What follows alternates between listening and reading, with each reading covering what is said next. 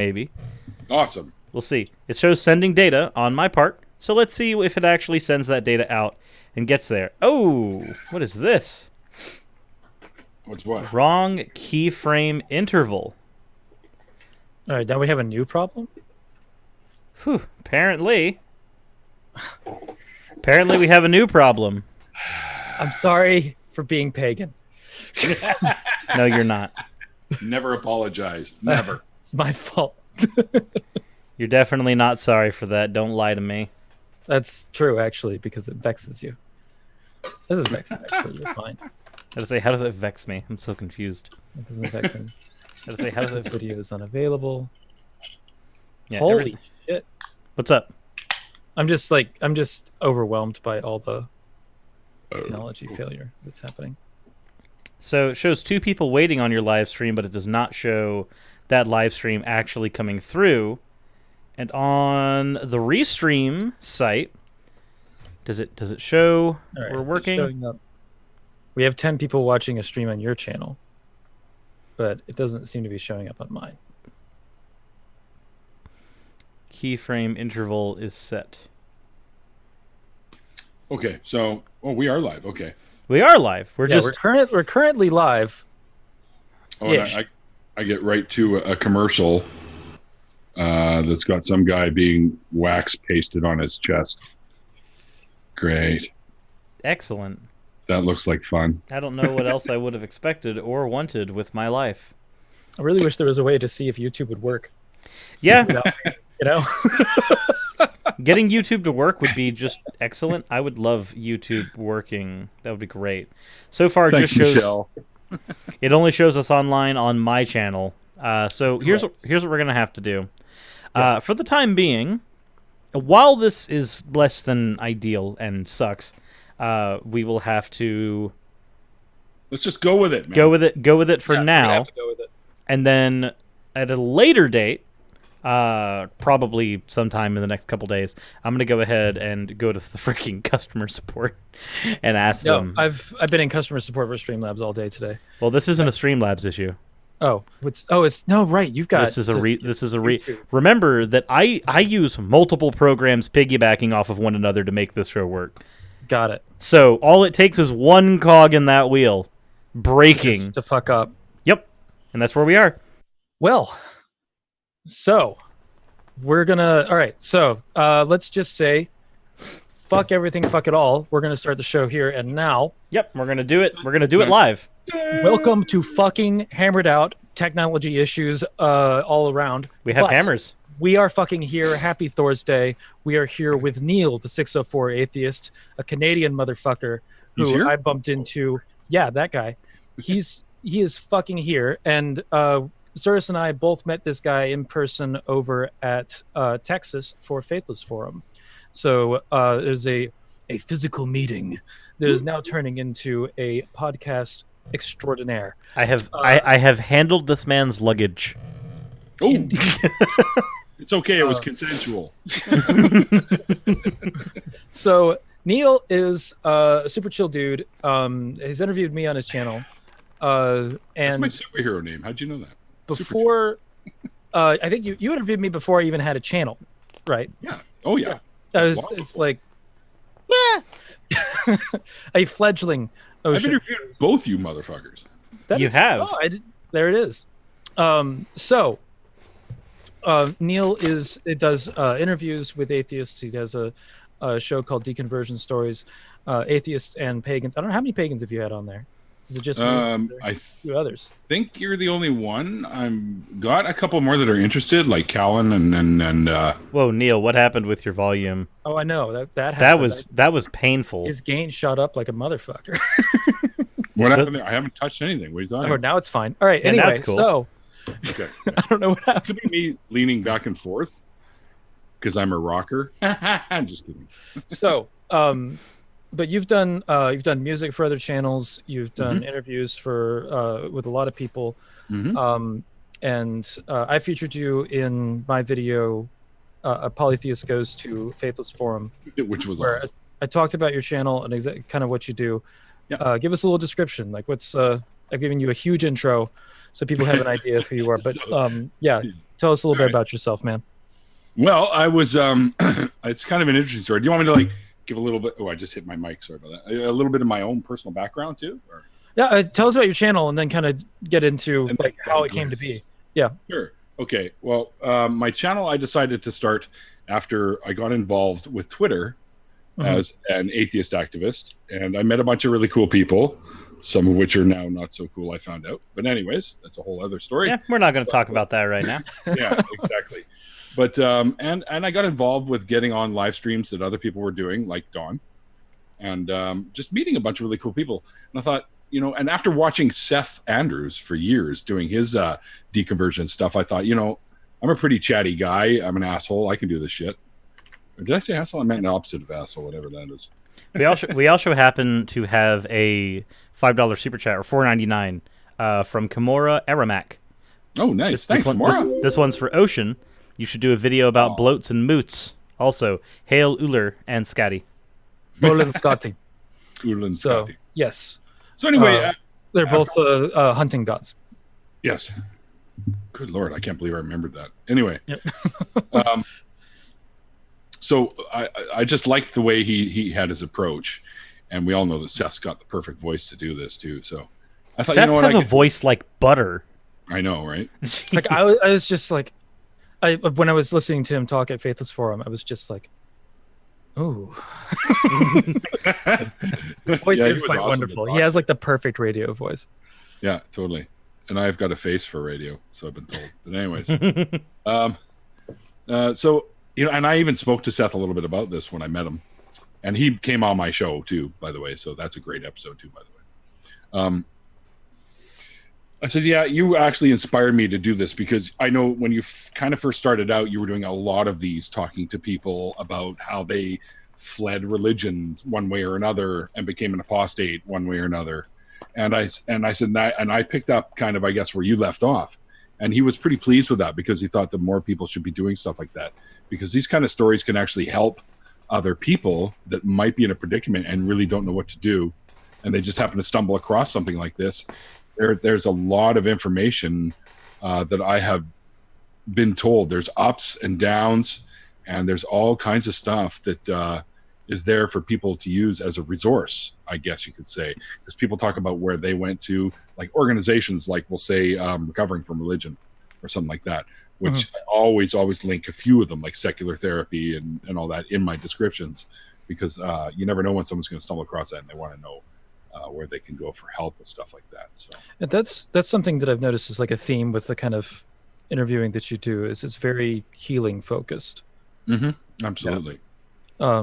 That like you're diving into people's like lives and pasts, and kind of like how there was a like that kind of shift is an absolutely enormous moment in people's lives. It was for me, switching from Christianity into paganism.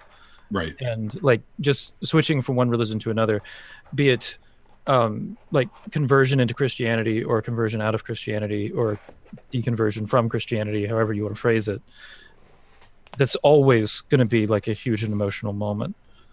Of course. So especially if you held it close to you, right? Yeah. Like there's a lot of people like people are like, spirituality defines people often. It's an identity thing. So, you know, I guess, I don't know. I'm tossing you a springboard. Help me. I don't know where to go from there. I'm just sitting there looking at it, just like, that is like, it's intense, because you're dealing regularly with really intense stuff. Absolutely. And I can't tell you, you've been in many of my after parties, Ocean. So, which is something I do after the interviews. I always have the guest of honor stick around, and then we reboot an after party. And I usually have a bunch of friends jump in. Cyrus has been in a bunch. You've been in a bunch. Many others have as well. But I'll tell you, the one thing that I hear quite often when I'm talking to these people is that I'm going to tell you something that I haven't told anybody. Right. So, which is a very powerful sentence in and of itself. Absolutely, because I'm always shocked when I hear something like this, because I think I'm an all right guy. I'm a decent guy. I'm easy to talk to. I make people feel at ease, And I think that may be why I get those kind of comments, like why I get the additions to the story that they may not have told even one of their friends. But I've heard it at least a handful of times, especially with now his name's fallen out of my head for some reason. That Humanobo that I did this a few months back. Mm-hmm. He's an ex-Muslim, and he says that he's never spoken to any of his family or friends except for a couple of immediate members about what he went through. So to me, when I approached him to ask him, because I hadn't had an ex-Muslim on the chat yet until that point, and I wanted to sort of wet my feet there. So when I had him on, he says, I'm going to, right, but even before we went live, he's like, I'm going to tell you some stuff that I haven't told anybody. So I was like, whoa, you don't have to do that. If you're uncomfortable, he goes, no, because we've been talking for like 5 or 6 minutes before and I'm already comfortable in you chatting with you. So Right. I guess I have an alleviating effect on people or something.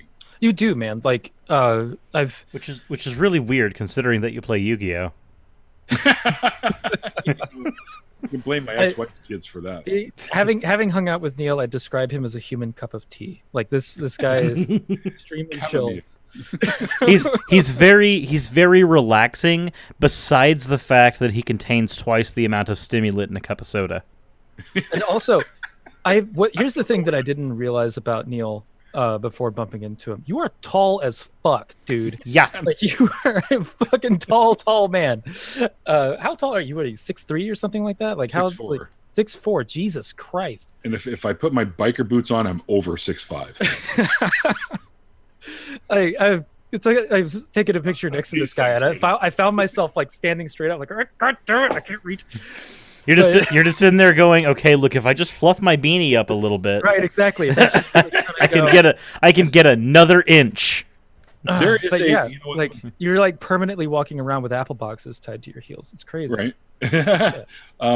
I did give you that picture of me and you and Anthony Magnabosco, correct? Yes. Okay. Actually, that's one of my favorite pictures from my entire vacation. Yeah, no, it's a great picture. I love that picture. Like there's all three of us look great in that picture.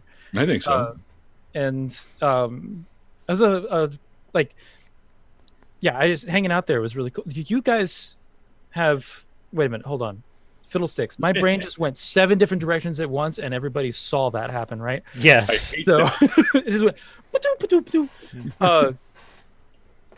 Anyway, because what came into my head was our experience at Faithless Forum, you like calming people down, as well as you and Cirrus having a Yu-Gi-Oh. With the dueling somewhere in the future. Has that happened? Has that not happened? It has not happened yet, but it can happen now. Uh-oh. Dude, I'm not prepped for this. Let's just do the show. You have a live stream and we'll do Yu-Gi-Oh. Neil, you have a Lightsworn deck, don't you? I do, yes. And it's usable? Of course it is. Okay, cool. Excellent. It's in the trunk of my car. Yeah. And how far away is your car? In the underground parking. Okay, and how long would that take you to get?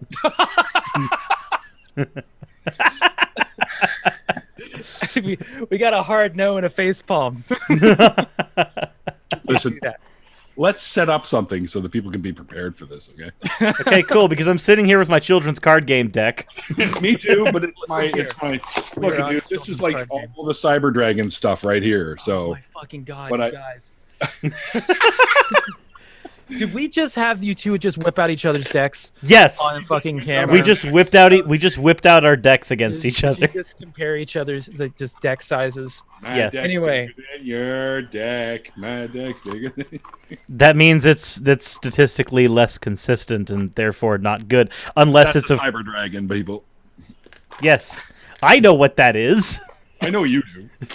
I know what that cursed card is. I remember the exact date and time that card ruined the game.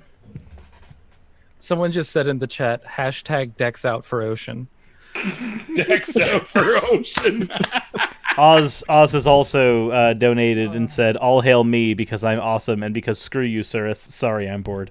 I kind of agree with him. Screw you, Cirrus. No, you know what? Ocean will have you playing this game by the next Faithless Forum. Oh, geez. Oh, no. So Cirrus has already introduced me to a children's card game. We haven't played since, but I do still actually wanna been jump into Magic? have you actually been bringing like your Magic's deck good. anywhere? No, I haven't been decking around. So what you're but- saying is you haven't been able to play it even though you come to my house. He hasn't been That's playing right. with his deck. No, Okay? I have Just- not been. Yeah, we haven't been able to play with each other's decks in private.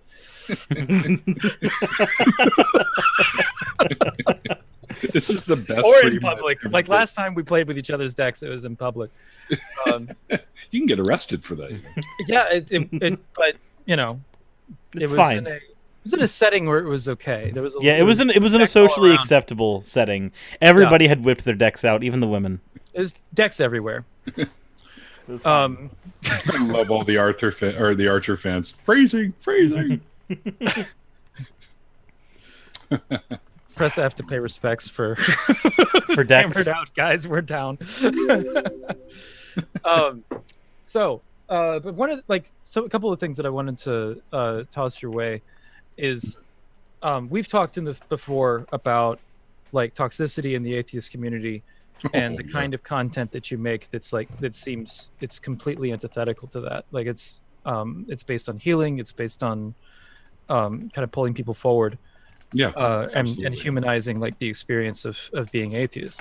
That was one of my goals, was to do that. Yeah. So talk about, I guess, like some of the toxicity that you see and like how you're approaching that, and because like you create a very calm environment. Lately, it just seems, because it was weird when I first sort of started doing this and started getting involved with the community. It seemed like everyone was accepting. It seemed like everyone was like, "Yeah, you're pretty cool. I'll follow you or hang out with you or whatever." Right. And then recently, there's just been this upsurge of toxicity, as you put it, or vitriolic nonsense that's going on, and people are telling other people who they should follow and hang out with, and it's like, okay, if you're gonna call me a friend, and I call you a friend, friends don't tell each other who they fucking hang out with or who they talk to. Right. It's like ultimatum. Yeah, we don't. That's called purity testing. Yeah, yeah, exactly. And I found that a lot of that has been going on lately. And sure, there's been a lot of shit that's been going down.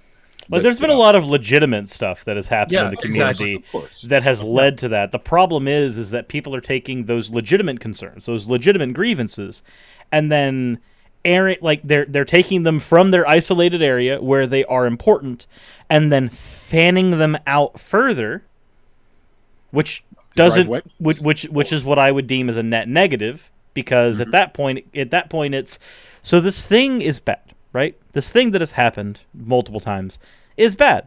However, your response to it is making it worse. It's throwing gasoline on a fire. And that's what's happening. That depending on because there's multiple situations that are going on. So it depends on where you stand, I guess, or what side of the fence you're on. But everyone, thinks that they're in the right about it. And I don't think it necessarily has to be about that. Okay, because I've been wrong before and I've been right before. But what we need to do is talk. Don't shun, don't push away, don't block, don't unfriend or whatever the fuck. Talk to people. The best way to get through something is through some good discourse, like some positive discourse, rather than this bullshit that's going on. It's trying to learn from one another. Yeah. Yeah. We may not agree on everything, but I'll guarantee you that if we talk a little bit about this, we're going to find some points that we do agree on, and we might have some that we may not. But everyone's an individual. What typically happens there is that you find that you agree on like 99% of things, and the 1% of things that you disagree on usually comes down to method. Yeah. I would go with that. That's a really good observation. Yeah. Because there's with a couple of the controversial topics that have come up lately, what I found is that not engaging in just an honest conversation with people, often you can get them to realize, wait a minute, no, wait, I understand. Because there's one person in particular where I'm trying to talk about this vaguely. Yeah, we don't need to bring names up or situations. Right. But everyone really knows already. So one of these issues is just like you've got one set of thinking here and one set of thinking here. And I was hanging out with somebody who's like I believe is wrong. And I was just talking to them, just explaining the method of process of reaching conclusions that I was doing. And it clicked for her in the middle of the conversation of like, wait a minute. No, that progression makes all the sense in the world. Then she was in a situation where she saw both sides really clearly. Yeah, which is a really weird place to be. Yeah, right. Right? It is. Because you're like, wait a minute. And the thing is that what ends up happening, strangely enough, is that after you see both sides really clearly, one ends up yeeting you, which is just which sucks. But I've seen it happen more than once, and I think that's all a product of people not communicating with one another, not actually having conversations. Exactly what I was talking about. Not doing the thing that Neil's channel is literally about. Right. Yeah. And I think that like. There's a lot of unity to be found in the process of conversation that your channel is doing. I think it's brought some people together too. Right. No, it was one of the, speaking for me as somebody who's not an atheist that engages with the atheist community, your channel and the people from your channel that I've met have been some of the most pleasant human beings that I've been able to talk to on like over Twitter and in this community. Like that's been, I've found a lot of really awesome allies through your channel. Yeah, absolutely. Like people that are willing to listen, people that are willing to like entertain other ideas and stuff like that, because you've built this environment where people are able to suss things out and be like, wait a minute, no, how was I thinking about that? Mm-hmm. Yeah. There's been a few instances of that I can think of anyways. Are there any that you'd like to talk about? That are not like major public issues. Like stuff that's happened on your channel, because I know that your channel's been fairly like you've stayed out of a lot of the drama lately, because I think that's I got enough shit to focus on for one. Yeah. And I'll always jump in if I feel it's warranted. And I've noticed that I don't need to, because many of the people that I know and am involved with in some of these situations are quite capable of taking care of it. Right. So I don't really need to lend. People can speak for themselves, that kind of thing. Exactly. Yeah. And it would just be me beating a dead horse, so to speak, So, yeah, I mean, who can I think of off the top of my head? Well, Don, I think, when I finally got to, because he was actually supposed to be, which is another freaking atheist, by the way. That's his Twitter handle. Oh, okay. He was supposed to be my very first interview. I kind of promised him that when I went and visited him up in Kamloops. Then that time when you remember we were on that stream and I fell asleep and everyone was staring at the top of my head for a while. Yep. But he ended up in a predicament, which is long under the water under the bridge now. Mm-hmm. So I couldn't do him. So he ended up being my first season ender. And he was in sort of a situation, I guess, with his ex. And he could only really view the situation, which involved his daughter and the dude that she was now seeing, who has been known to be an abuser, a bit of an abuser. And all he wanted to do was just fucking go wreck this guy. And I remember talking to him and I'm like, that is not going to be productive for you, Don. Because A, you've got a whole bunch of you're accusing him of something that I don't think you personally have enough evidence for. So it's not going to work out in your favor if you go and start a violent trend with this guy.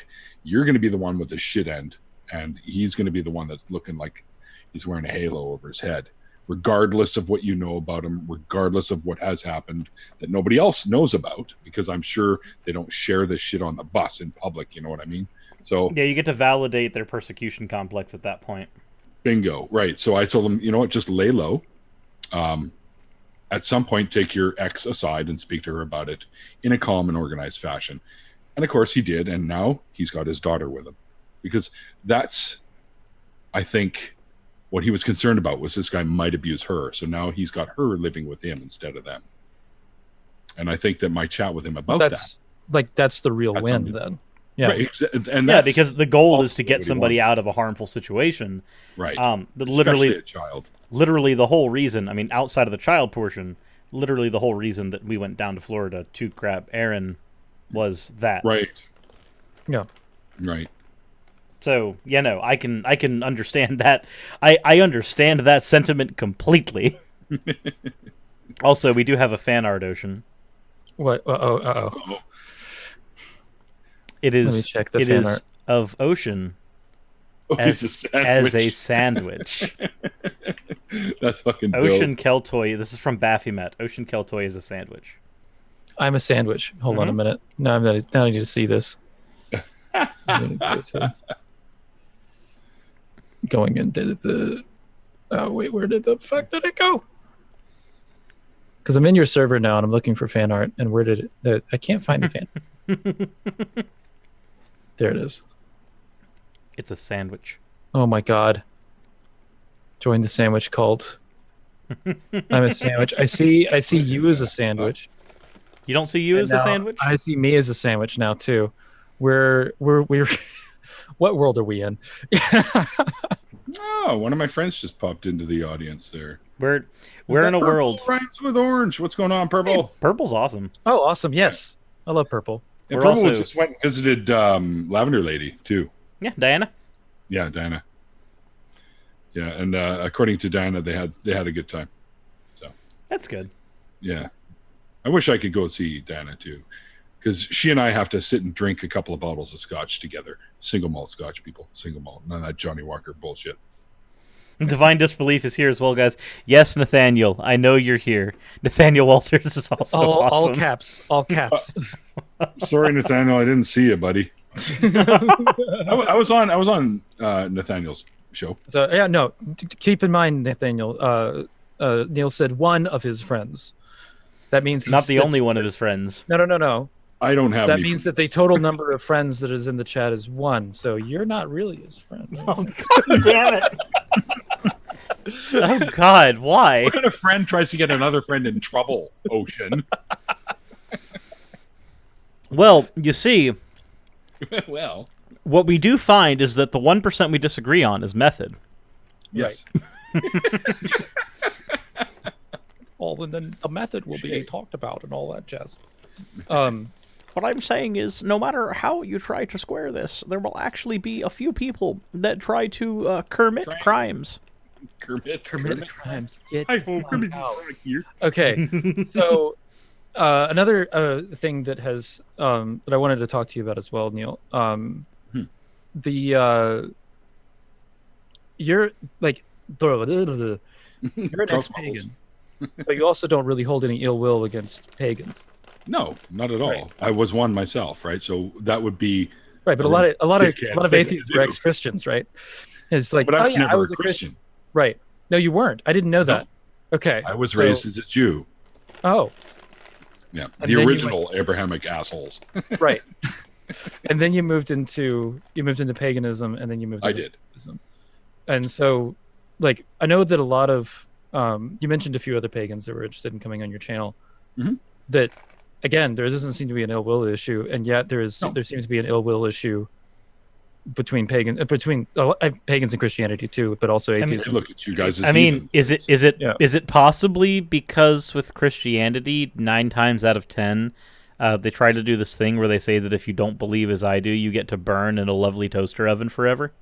Yep, Is it a lovely toaster oven? Is that what hell is now? Yes, it's a lovely toaster oven. That's lovely okay. toaster oven. Hell, is Hell- a lovely toaster oven. Hell, 4 pieces at once.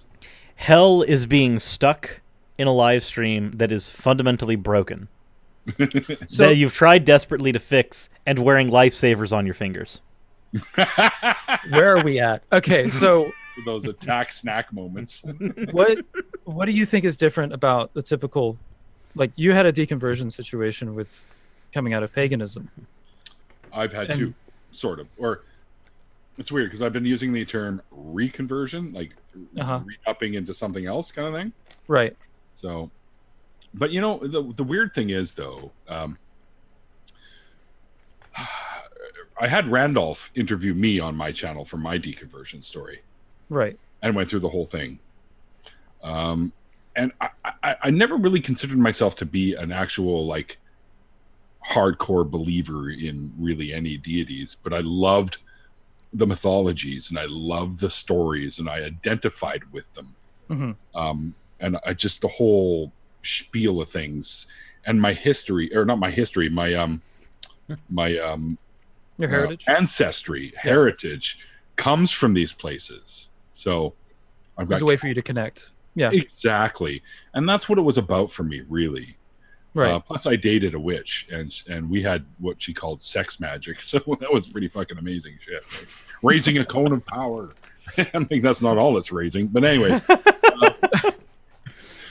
But yeah, and it was all about, I loved the ritual. And you know, Right. and if you think about it, we all have rituals that we do every single day. But it was just the closeness I felt to my history and my ancestry, being a pagan, was unreal, and it took me a long time to. I mean, I still consider myself kind of. I'd still go to, let's say, somebody.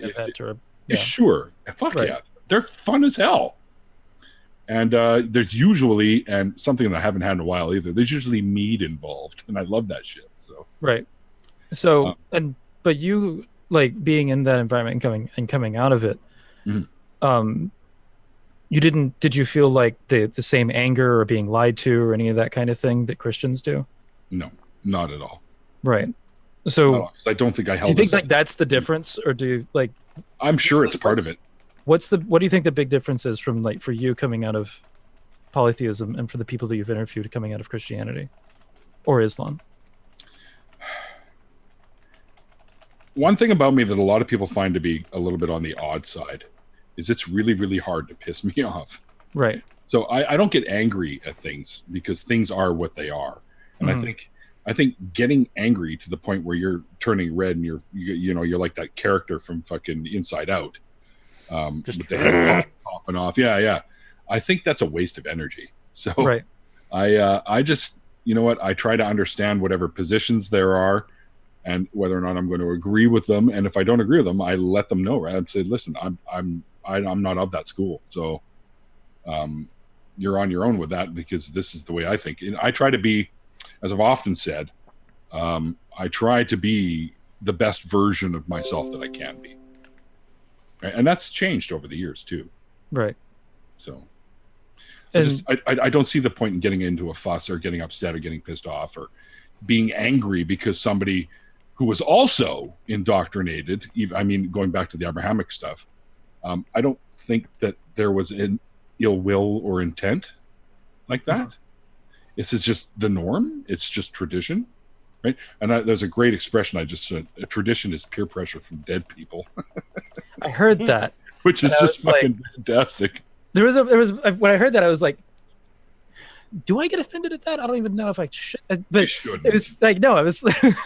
It's a funny way. I to sat look down and thought about it. I was like, wait a minute, should that make me mad? But because I was thinking about it and I was like, that's it's kind of like a funny comment. I think that the thing that I was wondering if I should get mad at would be the intention to be dismissive about it. But at the same time, I was like, but it's still it's the reason why it's funny is because it's kind of true, and I also don't necessarily mind it. I do consider the opinions of dead people, Of course. so but I thought it was kind of a funny thing to think about, where it's like there is the point that it makes. I think that statement makes is with Christians, tradition becomes like this weight down from above it's much stronger than like from a pressure standpoint than I've found in my tradition, that I think that polytheists generally find in their tradition. But it's fine to have have a tradition, but to have one that becomes like this requirement weight down from above, that's when it starts to be like, well, maybe you do need a comment like that in order to reframe yourself a little bit. Worship You know what I as mean? I do, or be gone, thought. Yeah, That's basically what it boils down to. right. I was trying to I'm just trying to understand like the motivation behind that comment, and I think that like that element of like what the kind of pressure that comes from Christianity on tradition versus my experience with it. At least lately, I've been out of Christianity for like 10 years, so I've mellowed out. But yeah, like I think the interview that I featured on my channel was with somebody who had been pagan and then became atheist and went on your channel, and talked about the anger Right. that he felt. Is that? Do you think that's common in your interviews? Is that? It is. Has that been something? It is. It's actually, I would say, over 80% of the people that I've spoken to went through the anger phase. But if you really think about it, you know, the what are the five emotions that, or whatever the fuck it's called? What the Stages of grief. Stages of grief. Yeah. I think that applies even to some degree to leaving a belief system like a religion. Mm-hmm. I think, you know, that applies. Maybe not all five of them, but I know that definitely there's depression, there's anger, you know, also mixed in with that is shit like confusion. Like they don't, Right. Where do I go from here?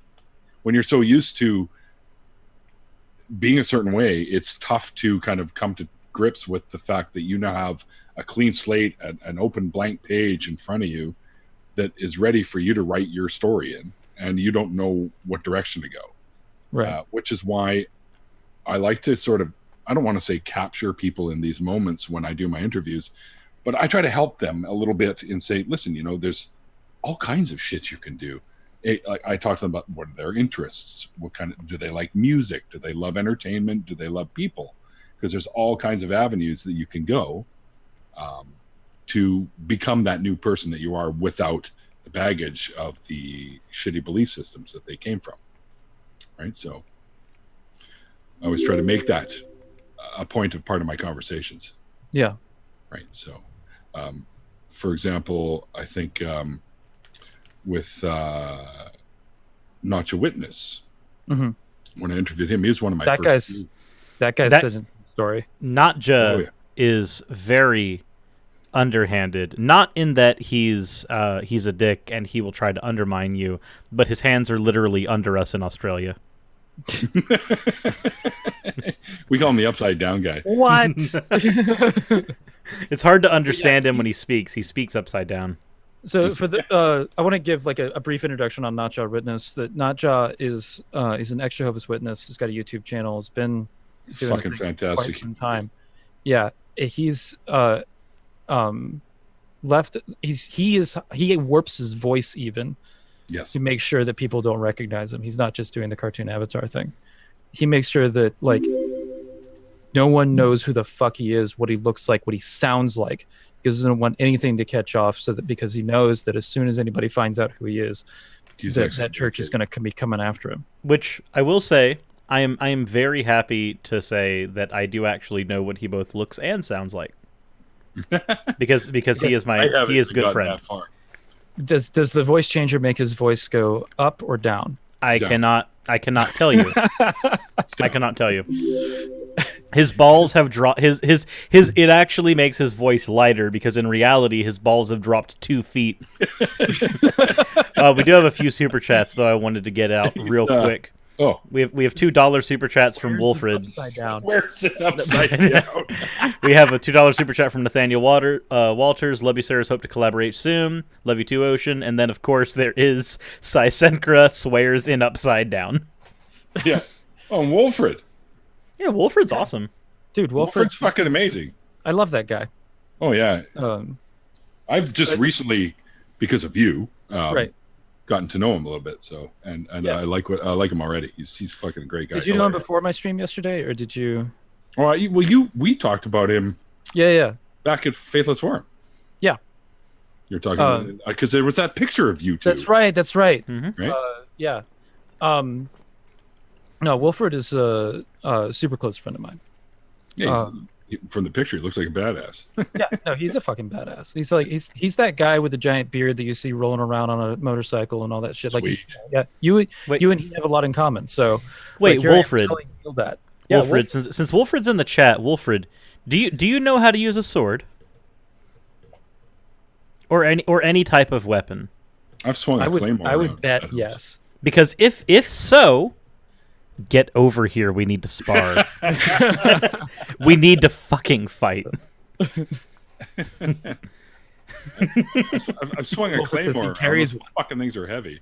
Like Wilfred, I would not be surprised if he has a sword, just that he keeps in his truck. Like, He open carries a sword. I love it. he said, yeah, he says he carries one. Excellent, He Wilfred. says I open carry a sword. Fuck. Then you need to come over. You need to come over for dinner at some point in the future, and we need to fashion you. I'll get the materials. We need to fashion you a sword here, So, and then fight. I know someone that Story- makes chainmail. story about Wilfred. I met him the first time I met this guy. He was wearing full regalia leather armor, Sweet. You know, as you do. as you do. And I was just like, I'm gonna get along with this guy. You think we could get him to next year's Faithless Four? Probably, yeah. He said he was interested in coming. Yeah, we can grab him by the ear and just pull him like Interested? Brock from Pokemon. I can throw him in my car. Wilfred, man, dude, you got to come. Because if you heard any of the stories of our amazing time down there, I'll tell you right now, best vacation I've ever had in my life. Oh yeah. Yeah. Tears. I It wish was a I could good have. time. I wish I could have called it a vacation, but I was working. Yeah, you were doing panels and stuff. Not only that, but I was also having to edit like our video to upload while I was there. That's right, dude. Fuck. Like I was literally were working the whole time. You were working the whole fucking time. We got a $2 chat. Says tis but a scratch. What's up, Neil? Tis but a scratch. Ooh, From, watch a Python fan. I like it. Cirrus, next year, they're doing it over 2 days, as you probably already know by now. Mhm. So there'll be, plan it out so that you, like I did, so you let your people know, you let your viewership know that you're going to be away, like I did also for the last family reunion thing that I just did last week. So there's not going to be anything being produced, and just give yourself some fucking free time. Or I can just produce a few extra videos and have them upload anyway, so it'll be as if I never left. The magic of YouTube. Yeah, totally. You could do that too. Which actually would probably, for your fans and viewers, would probably be preferable. Yeah, than the blank. especially because for me, unlike you, if I stop producing content for an amount of time, that is time where I'm not earning revenue, and therefore it makes it harder for me to eat the next month. And I like being able to put food in my mouth. It's Well, if you're ever in a nice. bind, I'll FedEx you a burger. FedEx, you just FedEx me a burger. FedEx a burger. Yeah, you put it on the grill, and then so you put it on the grill. You get the bread done, and then you toss it in a dehydrator real quick. All right, guys, we need to get Cirrus a PO box and then see how many people will FedEx you a burger. That is the best. We should do that. Actually, after the 21st, I will have a PO box. There you go. That was Excellent. already worked out as a plan. Then we can get people to FedEx you a burger. Just Although freaking. I don't think that FedEx actually delivers to PO boxes, but that's fine. That's okay. UPS will. UPS does. Yeah, UPS will do so. UPS you They a burger. provide. That they doesn't sound provide, as that doesn't roll off the tongue as well. Or roll I in. used to call them. I don't- I used to call them oops. Oops, I Oops. dropped. You oops a burger. Look, the last time I oopsed a burger, I had to spend a lot of time on the toilet afterwards. Yeah, there was a rumor. What did you do to the burger? That's not what I did to the burger. That's what the burger Now, did. now, if you actually want to know, there actually is a story behind this. Oh no. I wasn't actually saying that as just a joke. There is a story I'm behind just this. gonna remove these. No. The story behind that is that in Cartersville, which is a city that I do not live in anymore, but I did once upon a time, and in there is a wonderful local burger shop called Bangin' Burgers and Wings, and they have Oh baby. one of the hottest, but also most delicious Carolina Reaper sauces Ooh, that you can find. It is fantastic. They also have a wings challenge don't for tell it. Aaron. He'll be all over that shit. If Aaron ever comes down here, I'm taking him there myself. He's coming here, and I have to be. What town is this in? This is in Cartersville. This is north of us. dude, we gotta go. Yeah, we do. We do. Like, I knew the owners fairly well because when I worked at Aldi, they bought all their supplies from there. So, like, I became decently good friends as far as like commerce is concerned with the owners. But anyway, so I just remembered something. just 1 second because we have to get to the explosive part. Oh, the explosive part. So, Oh Jesus! Fuck. so I've been wanting desperately to do their Carolina Reaper wing challenge because I know that I can. It's just a matter of building myself up to the point where I'm able to. Because I handled the ghost pepper sauce when we were at the Faithless Forum. Aren't as strong. They aren't as strong, but I also have Carolina Reaper paste in my cupboard. Real quick, we got a Carolina $2 Reapers super are chat just under. from our boy Wilfred Strongbeard. Go buy yourself a burger. Go buy yourself a burger. Australia isn't real. Jeebus. Jeebus. So, did you see what Badger said to you, sirs? no, I didn't actually. He says he can FedEx you some Polish mayonnaise. Might go great with those Reaper sauce. I don't know if that's a euphemism. It might be. So the thing is, I asked the owners because I wasn't ready to have wings in the sauce yet. I said, "Hey, can I get that sauce on the side so I can try it?" They said, "Sure." Cool. So I drenched my burger in the sauce, and upon eating the burger, and by the way, the bread from the burger like absorbed a lot of the heat, so it wasn't anywhere near as hot as it would have been on the wings, just exposed to the air. Right. However, there is one thing that does not get tamed whenever you eat hot sauce in that fashion. Untamed. and that was the next day when I had to go to the bathroom, and my body let me know exactly how much Carolina Reaper I had consumed. Fuck you!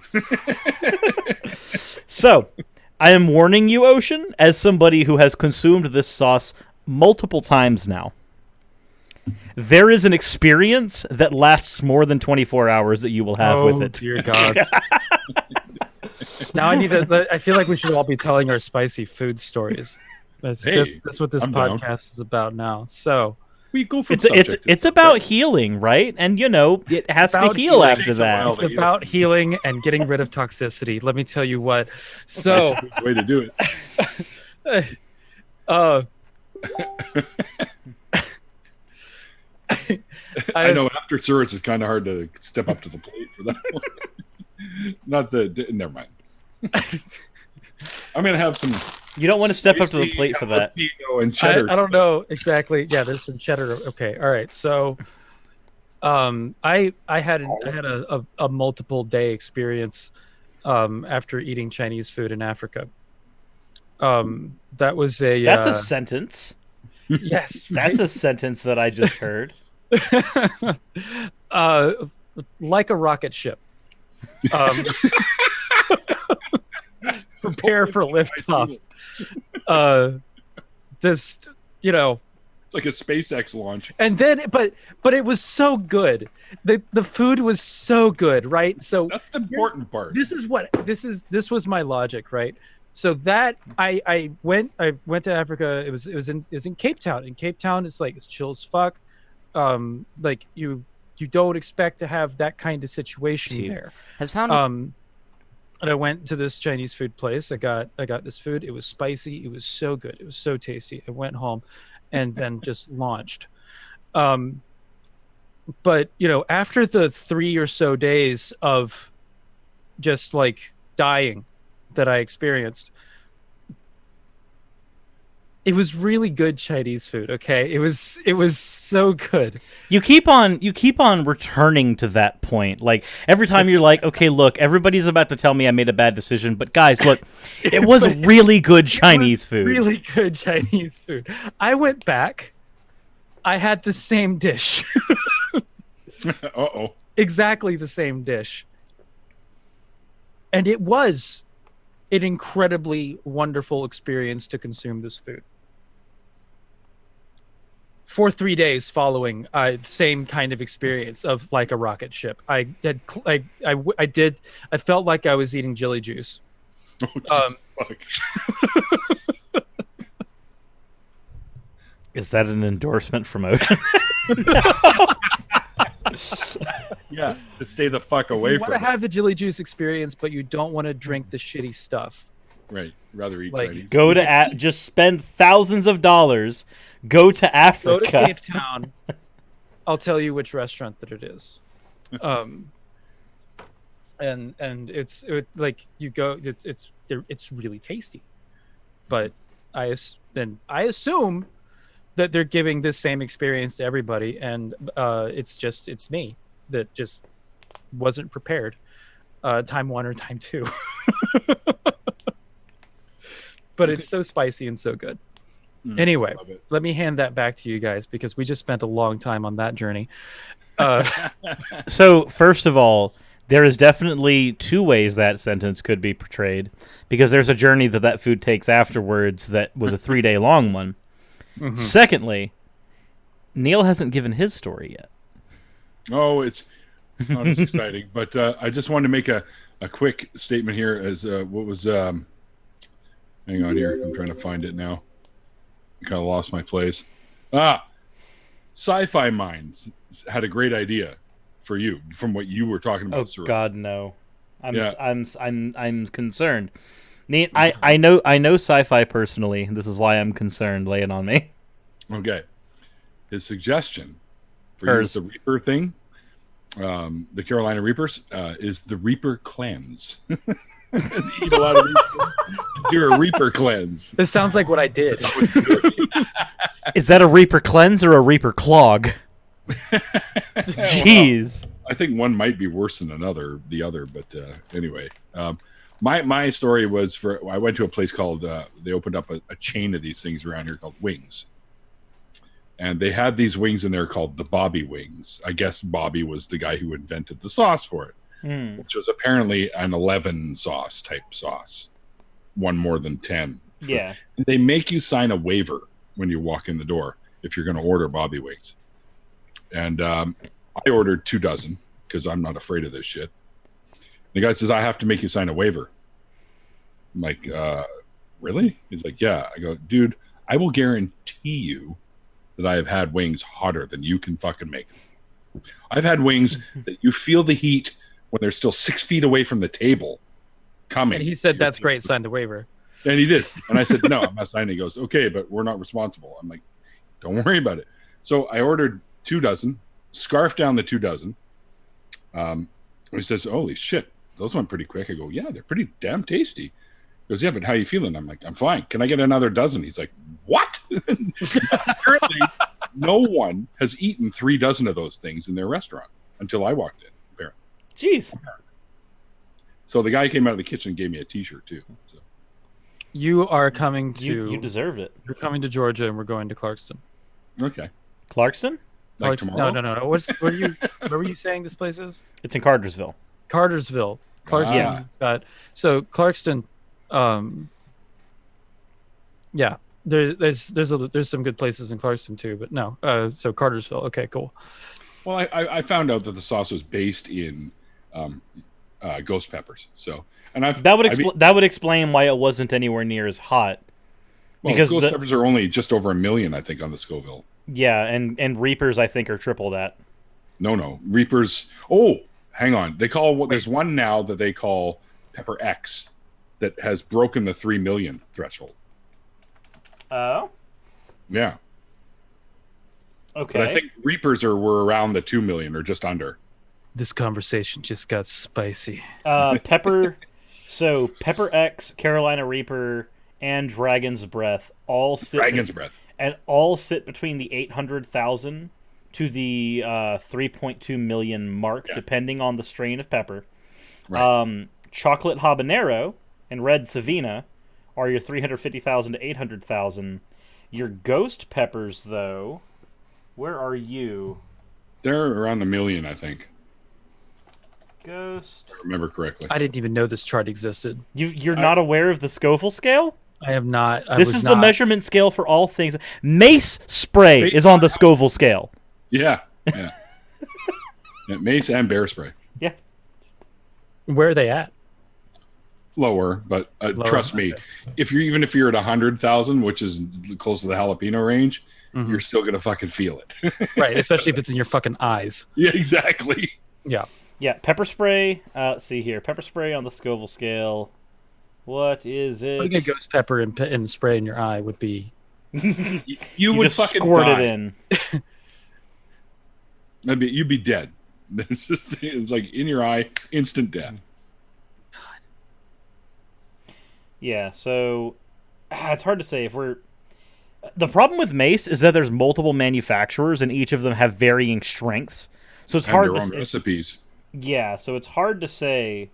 But you guys continue. I'm doing hot sauce research. Hey, guys! Somebody just sacrificed a chicken snack wrap. wrap for the. Thank you, this guy SL.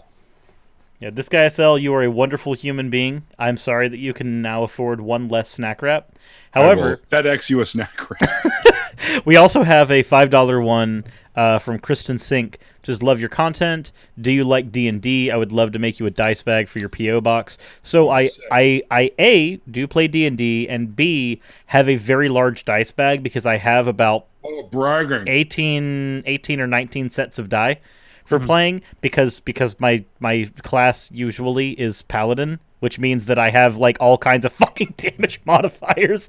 Like, oh, you swung the mace, roll 50 dice. So, but if you Will do you be want my to, DM? what? Will you be my DM? I want to roll 50 dice once in my life.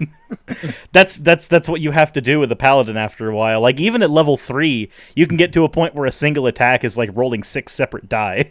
I just played paladin. That's true. I I was sitting there. We eventually got out a program to roll all the dice that I needed to roll. The best part about playing paladin in D&D though is the fact that to heal people you must physically touch them, which means at the table, as long as everybody consents, when you heal you can just stand up, walk over to them, and just like pat them, just be like, there you go. I feel up the rogue and make them uncomfortable. They are better now. Roll for success is critical fail. Oh, With we're gonna many have to talk to your character. with many dice comes strict alignment RPing. You are aware there's only one RP alignment for paladin, right? And that's lawful stupid. Stupid. That's That's me on the there you daily. go. that is the correct way. Lawful stupid. Okay, so on the Scoville scale, there is something at 16 million. And that is that? pure undiluted capsaicin.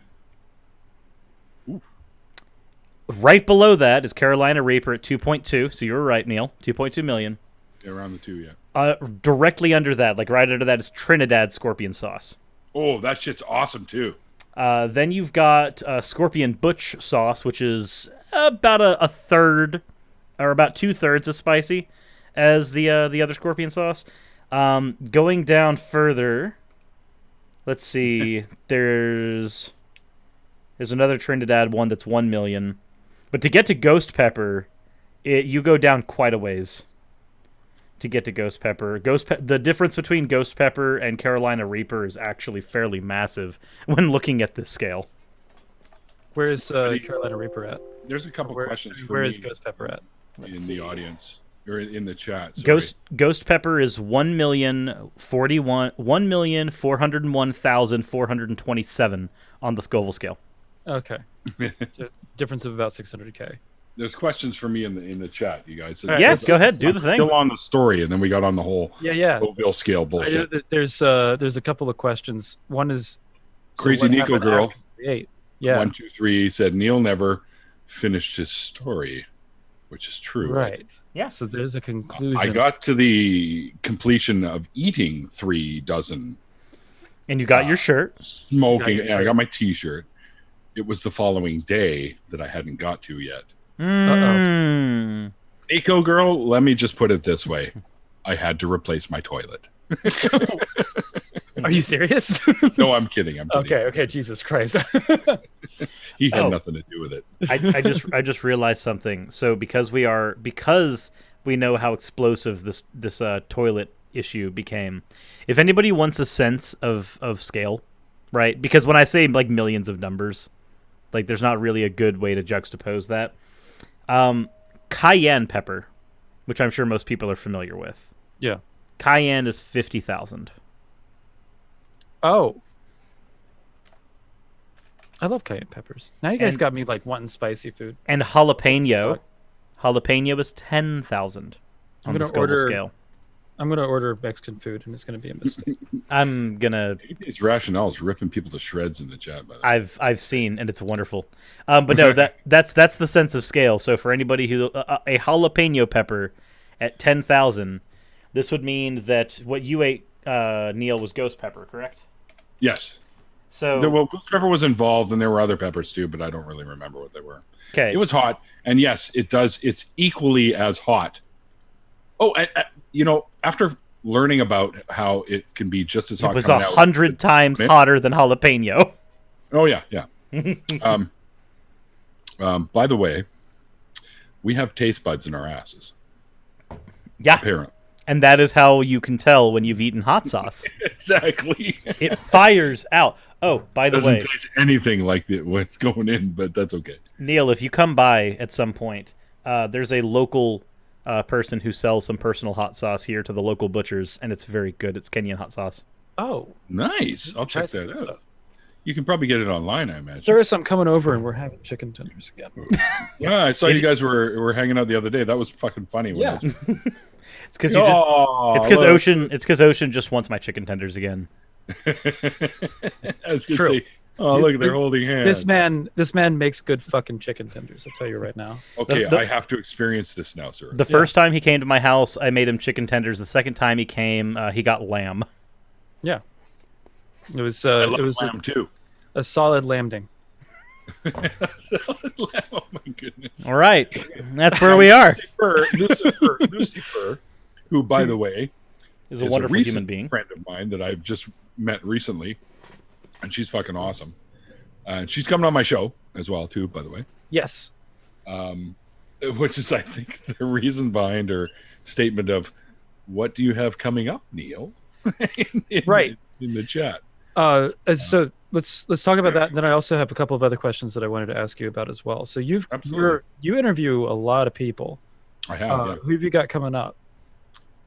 In the immediate future, this coming Saturday, although this is going to be a little bit of a more difficult one to pull off because I'm not entirely sure I'm going to do this, but another guy that I met just recently, Inquisitive Quandary, or as we call him, IQ. You've met him, Ocean, in the chat. Yeah, he's in the chat, yeah. He's good people. I'm going to interview him on Saturday. Hopefully, we'll make sure that this runs somehow, because I also have, oh man, and his name just fell out of my head. A friend of mine who's I interviewed also on the show is coming over from Europe to visit his sister in Seattle, and they're both coming up here tomorrow to come to our jam space and watch us play. Sweet. So they're going to come and hang out with us, and then we're going to do something on Saturday too. And I'm hoping that he'll co-host with me to do the interview with IQ. And on Monday, the 15th, at around 4 p.m. Pacific, which would be 7 p.m. Eastern time and 6 Central, 5 Mountain, just to get that all in there, is Kim, Lucifer. She'll be in my interview on Monday. And then the Wednesday after that is Drew McCoy, and you guys all know him as Genetically Modified Skeptic. Agnostic Aussie is on Saturday. And the Agnostic Aussie is good people. Yeah, I like him. Forsaking Faith, who I tried to do the interview once, but my computer just went to... It just went, and that was it. Fuck you, you're not doing it today. And that was it. So we rescheduled for the 22nd of July at 4 p.m. Pacific. On the 27th, on a Saturday, Jamie Boone. Oh, nice. Heathen, nice. Yeah. And then right after Jamie will be Unholy Sarah, who's someone I've just recently... Unholy Sarah, yeah, she's coming up. Fucking channel. Yeah. Like what she talks about is great. Mm-hmm. She picks her subjects really well. That's one. Yes. Yeah. Adam the Atheist, or Atom. Yes. as he's known, is going to be on the 10th of August. And All hail the Church of Atom. May you be washed in his glow. And another ACA member that is on the show regularly, Atheist Vanguard, is Derek Hawk. And I'll be interviewing him on the 31st of July, which is a Wednesday, also 4 p.m. My Wednesday shows are generally at 4 p.m. I have altered times for specific reasons, like if someone's across the pond or something. And usually they're 6 p.m. Pacifics on Saturday as well. So I do Mondays, Wednesdays, and Saturdays, 4 p.m. for the weekdays, 6 p.m. for the weekend days. That's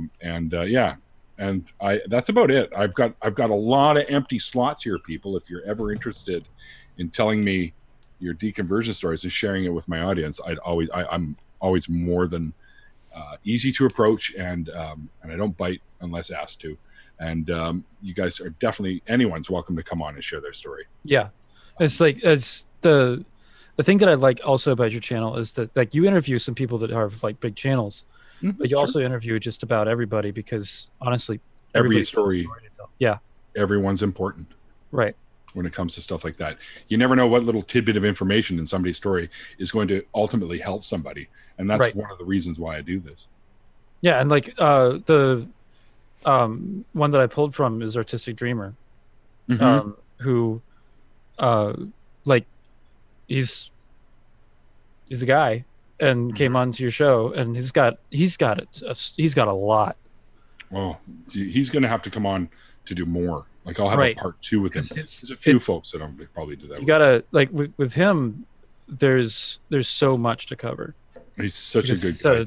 A tumultuous like spiritual journey. Oh yeah, just through his entire life. Yeah, he's. I felt commonality with him in a lot of what he was talking about. Yeah. We do have a couple new fan arts that came in. So, first of all, any of them involve peppers. This first one involves Pepper. It is a Pepper wearing my beads, holding my hammer that says "Will suffer for and after hot sauce." That was from Bill Sy, and Bill Sy sent another one. This one's a little more memey. This one is just "Will suffer for wings." What is happening in your chat? Best fucking this is how I. This is what gets me through my day. Like truly and honestly, this is what gets me through my day. We need fan art of Neil. We do. We need fan art of Neil. We need fan art of Neil, either exploding a toilet. Lavender Lady's here. Diana. Hi, Diana. Let's go, Diana. She goes, hey, Neil interviewed me. So you know he'll interview anyone. Actually, Diana has Diana has a very interesting story for anybody who hasn't heard it before. Yes. I don't want to speak it. Check it out. Yeah, I don't want to speak it myself. Neil's channel is in the description. Go check it out. But no, Diana has a very interesting story. That's the thing with a lot of the stuff that like when people show up on your channel, like you said, like you were saying earlier, people say, "I'm going to tell you something I've never told anybody before," and that's happened several times. So when you get people on your channel and you hear like some really intense stories often enough. And I kind of wanted to think about that and transition a little bit because like the atheist community seems to be, there's a lot of like, we were talking a little bit about this when we were at the ACA together, that the ACA has these shows that are like, they're call-in shows where there's a lot of debate. And like, you had some interesting opinions about the debate scene versus more conversational approaches that I kind of want you to expand on a little bit, because I thought that like what are your like, the atheist community does have a lot of like debate and debates are what they conversation, and that's like I don't think anybody's shitting on that. I think that we both think it wasn't about that at all. Yeah. So I guess go ahead and give your thoughts. Well, debates are precisely what they are, and there are people that are really good at them, like Matt Dillahunty, right, And as we're finding out now, Eric Murphy is also quite good. Plushy Surus. Apparently, I'm supposed to interview Plushy Surus too. You were told to interview the real Surus. So here we are. Hello. So Plushy Surus or real Surus. What's your story? Well, I was a ball of yarn up until about 3 weeks ago. There is no story. You will receive no information. You can't make me talk. Oh, we have ways of making you talk. You have ways of making humans talk. Yeah. Yeah, okay, I'll give you that much. Hang on, man. I got to swap out my brew. I can see Ocean. Ocean feels very confused right now and doesn't know what to say. I think that cuddle it, Ocean. Cuddle. There we go. That's what I want to do. There we go. Come here, you snuggle bun. Gay? I mean, okay.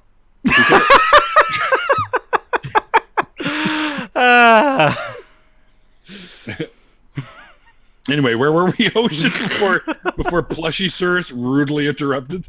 Ooh, Bionic Dance is online now. Go, there we go. Yeah, Kate's awesome too. So I had got one of the biggest hugs I've ever had from her. Sorry. Yeah, right. And fucking Shannon, but yeah, no, Shannon was my hug experience at Faithless Forum. She mentioned it recently on my channel. It was the glomp, the Shannon glomp. I got it hurt my shoulder just a tad, but at least she didn't pour wine all over you, and you had to I was able to get up afterwards and walk. But wait, pour wine all over you? What experiences did you have? Wait a minute. Let Ocean finish, and then I'll get into the whole Shannon pouring. No, wine. you go ahead. No. No. You're the guest today. This is your time. It's not what you think. She saw me as I walked into the hotel, and I was walking around the table where they were all gaming, like Murphy and all of them were gaming, Kate and Eric Murphy and everyone. And she walked in. She was with Paul, and she went, "Neil!" And she was already pretty, we'll say, a few sheets to the wind by then. And she ran over and gave me a big hug. And she had this wine glass, this huge wine glass. It was like half full of wine. So she threw her arms around me and she gave me this big hug. Luckily, I was wearing leather, but she basically poured out half that wine right down my back. So 10 out of 10. My leather jacket, I literally had to clean it off because I smelled like a wino for a couple hours there. Pretty much. Was it terribly inaccurate? No. Okay, cool. So what was there was no problem. Drink wine, but there's no such word as bureau. So I was a wino, but better to be a wino than a whiner. So to get a hug from somebody like Shannon, it's totally worth it because she's such a awesome person. So I think we were talking a little bit about the debate thing. You were saying that Matt Dillahunty's really good at debating. We're seeing that Eric Murphy is really as well. Yeah. And what were your thoughts on that? So I'll continue from where I was going there. So debating is fine, and I'm not going to really say I'm non-confrontational because I'll be fucking confrontational when the timing is right. Right. But I know, like, my thing on you is I don't see you get out like swords often on Twitter or anything unless like that. there's an absolute reason to do right. so. It's like when you do, it's like, all right, Neil's gotten in the fray. Everybody fucking calm their shit because someone fucked up. Yeah, but yeah, there are certain things that will piss me off. Right. Like animal abuse, child abuse, stuff like that. Right. And I've literally done it multiple times. I've seen people like in a grocery store or something, and she's just laying into the kid and smacking him around. And I walked over there and fucking stood right in front of her, like this far from her. And I said, if I ever fucking see you do that again to your child, I will kick your ass myself. Mm-hmm. Right. Of course, I don't really hit people unless it's warranted, but I would argue that that's a situation where it's warranted. Right. Yeah, but I was just a witness, and it really.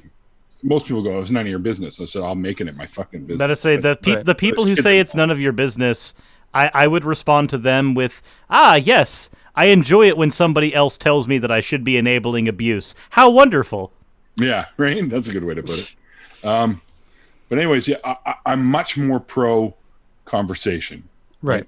Because with conversation, there are ways to, I don't know, work things out. You may not agree on everything, but if you have a level-headed, rational conversation with somebody, the likelihood of you having a more positive outcome from that is so much better than the violence that could come from debate. Especially when you see some of the shit that's going on right now with all the vitriol that's spewing around. Right. That shit is so bad. Like it's causing so many rifts. And I'm almost at the point where I'm starting to think that some of these people are doing that intentionally. Like they want rifts to happen. Mm-hmm. And that really pisses me off. I try to be as approachable and as friendly as possible because I always say I'd much rather have friends than enemies. Right? Another one of my sayings is I'd much rather build fences or build bridges than burn fences or, burn bridges or whatever the fuck it is. Build bridges and burn fences, but build bridges rather than build fences, but burn everything. Honestly, let's set everything on fire. Especially you can't lose friends if they've all died in thermonuclear war. And then what's the point, Cirrus? Plushy Cirrus. Okay, if you want to ask what's the point from the fucking Trailer Park Boys. You do realize... Are you about to go antinatalist on us? I was about to say, you do realize that I'm a sandwich absurdist, right? Hey, you can do whatever you want, my friend. Ocean does not want to get back into this conversation. No. All right, I got to ask you. All right, Neil. Yeah. Is a taco a sandwich? I don't classify it as a sandwich, no. There's zero bread involved, so it's not a sandwich. Oh, is that? Oh, let's begin. Bread. Something that is... So there's zero bread. So bread is the litmus test. Okay, so is a hot dog a sandwich? A hot dog could be classified as a sandwich or a sub. Okay, yes, we understand that there are subcategories. We're currently working with an umbrella term. There are subcategories. Get out of... Yes. Okay, now the question becomes, what is the difference between bread made with cornmeal and bread made with flour? No, one's cornbread. Okay. And you are aware that the same ingredients are used for making a corn tortilla versus a flour tortilla, correct? I am well aware that corn goes into a corn tortilla. Okay, cool. And you are aware that that is the thing that a taco is made out of. Are we? If it's a soft taco, I might be a little bit more lenient. It's the same ingredient. It's the same thing. It's called a taco, not a sandwich. Okay, cool. It's called a Reuben. It's called a Reuben, not a sandwich. The argument works for other actual sandwiches. Like tuna fish or tuna melt sandwich. Yeah, it's a taco sandwich. You are so high right now. Here's a question though that'll throw everything for a loop, Neil. Try. Is an ice cream sandwich a sandwich? Yes, it is. Whoa. Even has it in the name. Oh, so does the name have prescriptive value? Well, although you think about it, my name doesn't really describe me. Well, it might if you spelt it with a K. I think that Neil is saying that the title is prescriptive of a sandwich. Sure. So you're willing to bite. So wait, sandwiches are axiomatic? What? Does it matter? This is the sandwich axiom.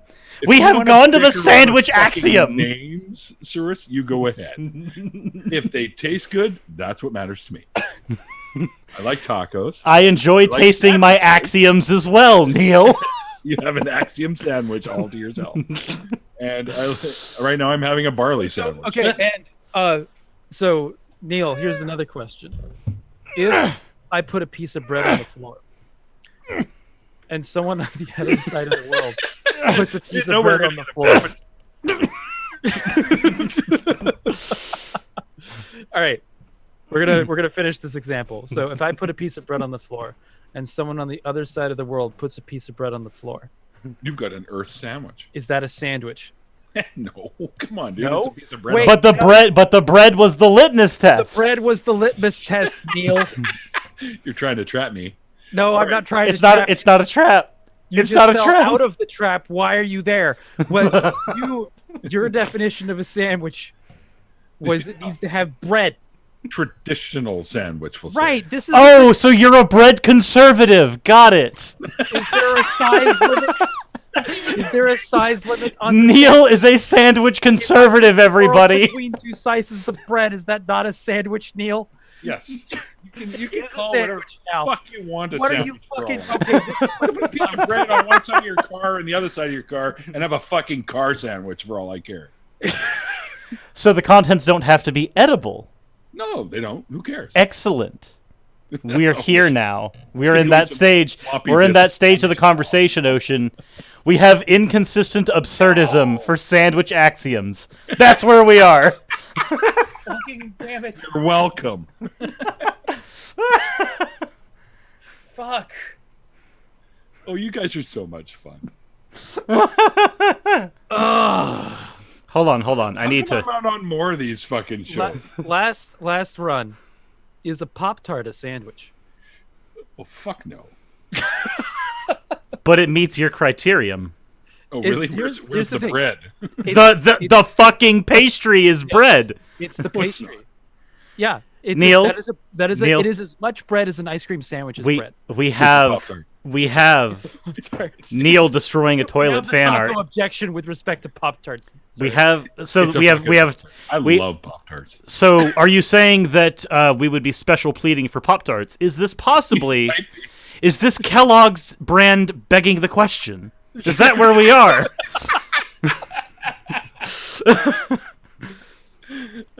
Neil, you should check the stream.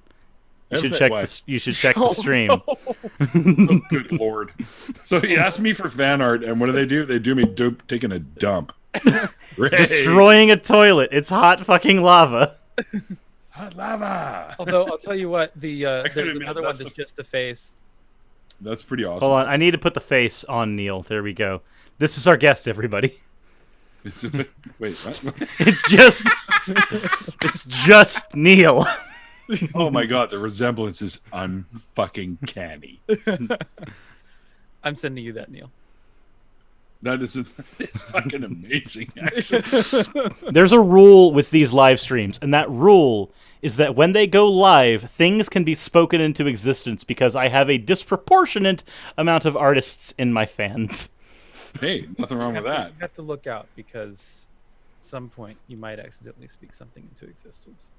Oops. We actually have fan art of Scientist Mel literally speaking things into existence while holding a D20 rod. Actually, my last interview was with Scientist Mel.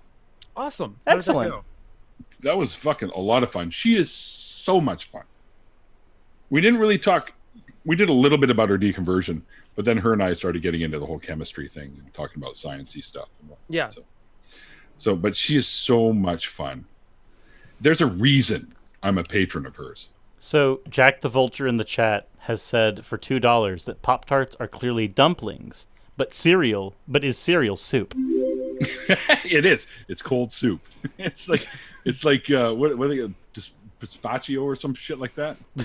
Anyway, it's Kellogg's version. So in my conversation with Cyrus, we wound up coming to the conclusion. We wound up coming to the conclusion that the chicken tenders are a sandwich because it's breaded. There is bread on opposite sides of the meat. Look. You know the what do you call it? The KFC had there for a while. The Double Downs. Yes. Yeah. That's a sandwich. The Double Down was amazing and a heart attack. I know. I ate 6 of them in one sitting, and everyone started. We were at the one of those food courts in a mall, and I ordered 6 of these things because I'd always wanted to try them, and I usually go like overboard with this shit. And all the guys I was hanging. This is after a Yu-Gi-Oh tournament, by the way, and we're all hanging out in the food court, and they're like, "Did you just fucking order 6?" Yeah, he doubled down on Double Downs. Yeah. And I had a crowd of people around me just waiting for me to fucking drop dead of a heart attack after eating these things. It never happened. I used to work at a Hardee's, and I would actually make double down sandwiches at Hardee's for my lunch breaks. That's awesome. They're so good. Oh no. Okay, that's a little close, pal. Wait. This is a little. Hold on. I don't want to be able to see what you had for lunch yesterday. Okay, so. Oh, hold on.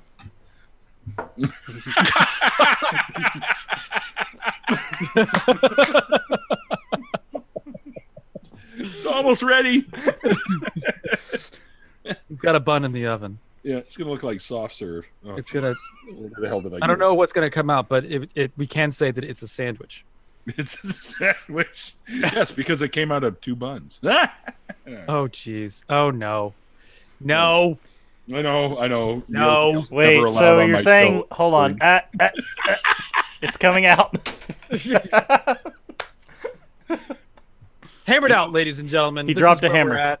What the fuck happened? It's a mini hammer. It's a boy. Oh, sorry. Oh boy. What the fuck is this channel now? I know. Where have we gone, people? Sister is setting shit on fire. He's turned into a plushie. And he's live on air. It's gone from lawful stupid to chaotic evil.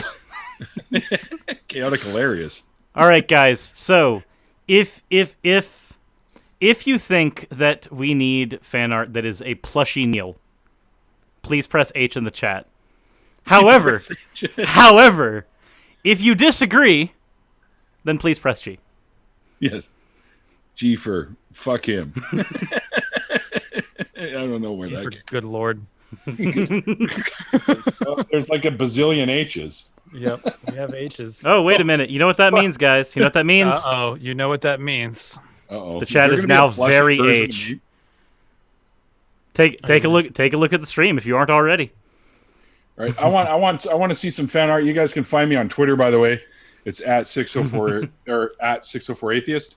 And I want fan art. And whoever sends me the coolest picture, my discretion, is going to get one of my stickers. Right?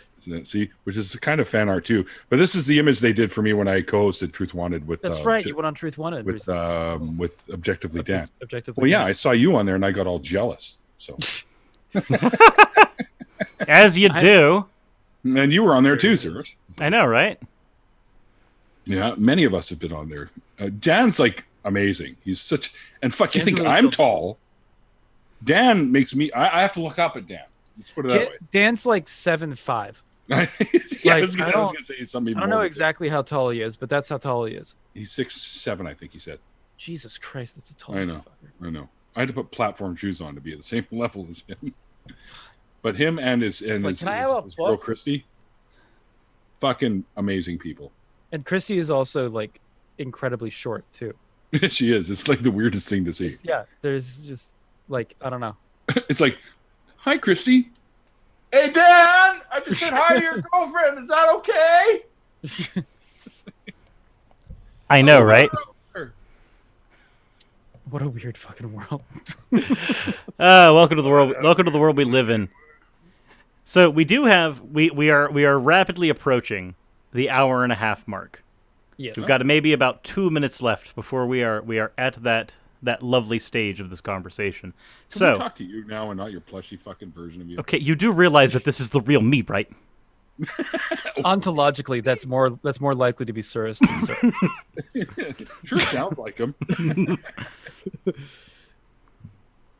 Hey, what were you gonna say? We're about to hit the hour and a half mark. No, what I was saying is we're about to hit the hour and a half mark. So, is there anything else that we want to go ahead and hash out while we're here? Well, not hash out because we don't want to actually have fights with Neil. I'm pretty sure he'd curb stomp us. No. I'm against that kind of thing. That is like unnecessary violence. Oh, it's unnecessary. Oh yeah. I mean, I can think of maybe 2 people in my life that I would probably want to do that to, but that's about it. I think that's overkill. Like, people need their teeth. Okay. So, anyway, I would like to plug my SoundCloud. Oh, absolutely. Yeah, go for it, man. Right? So go and send me a link to that, by the way, so I can put it in the sure. description. Yeah. Oh, absolutely. It's SoundCloud. It's just soundcloud.com/Neil Bernstein, because Bernstein is my actual real name, last name.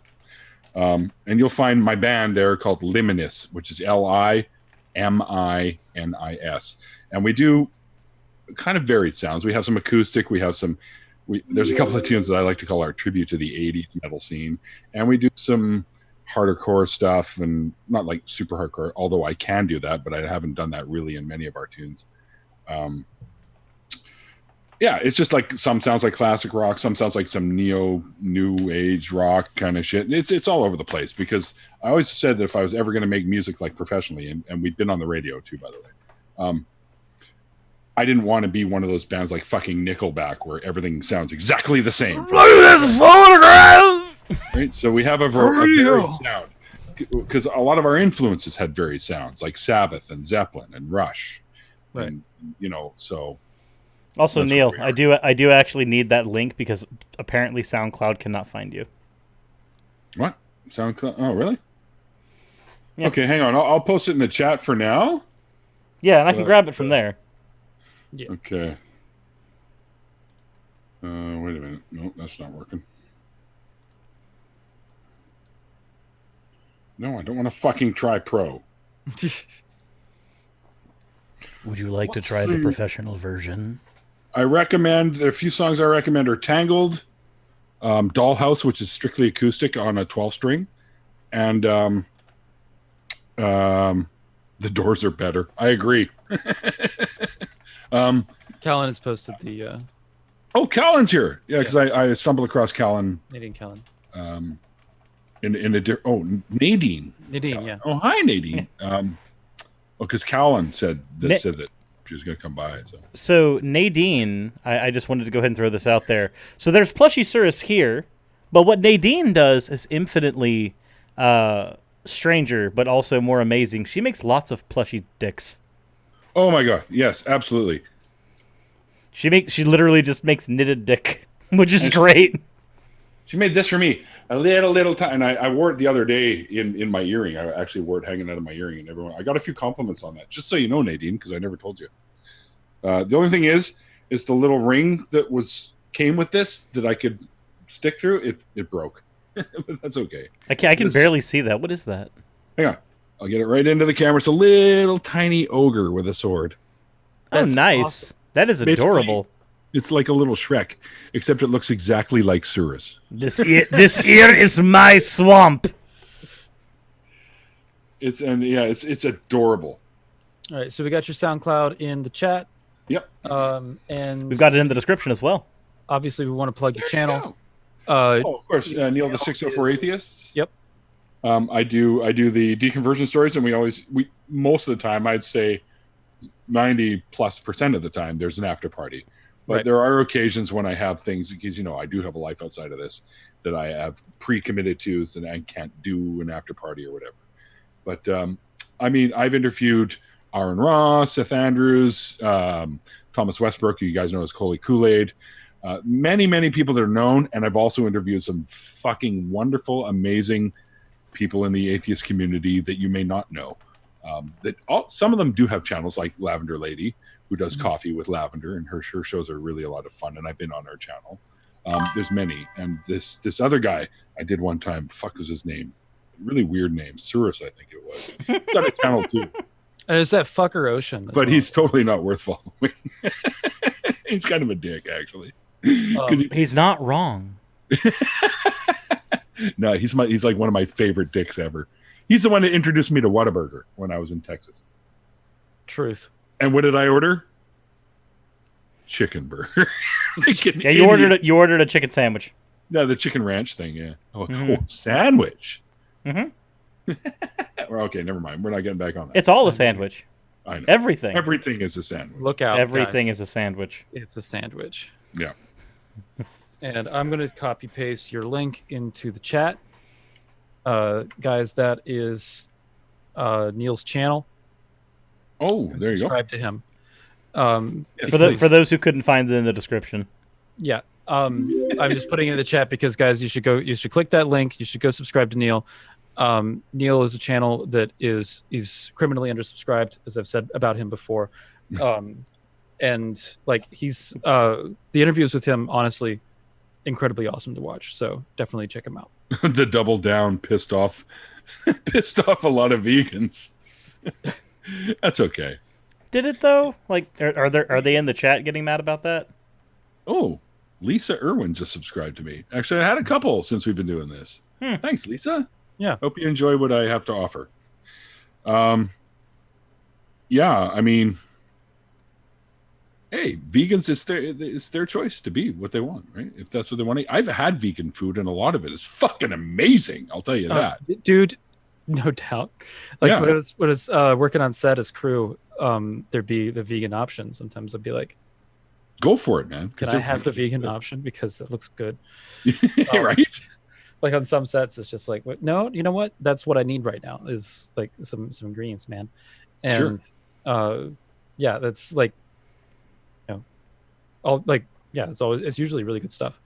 Any closing words? That was the perfect sound effect right after that. Oh, you like that? That's my Mario coin thing. I always, every time I get a text message notification or something, it pops up, right? So. It's just like how Ocean has the Ocarina of Time stuff every time he gets things. I get a text message and it gives me an Ocarina of Time message. Nice. Like the saving screen. It gives me that. Yeah. I do have a few closing words. Go for it. Steam, Cheddar, Othello. Thanks, Right. Dumbledore. And yeah. Yeah. Ignore me. He's had a few of these already.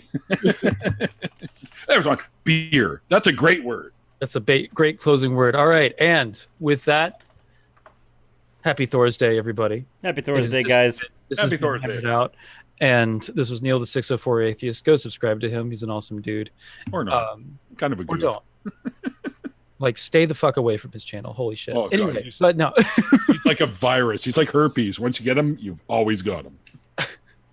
But yeah, happy Thursday, everybody. And Cyrus, are we hitting the? Are we doing a thing?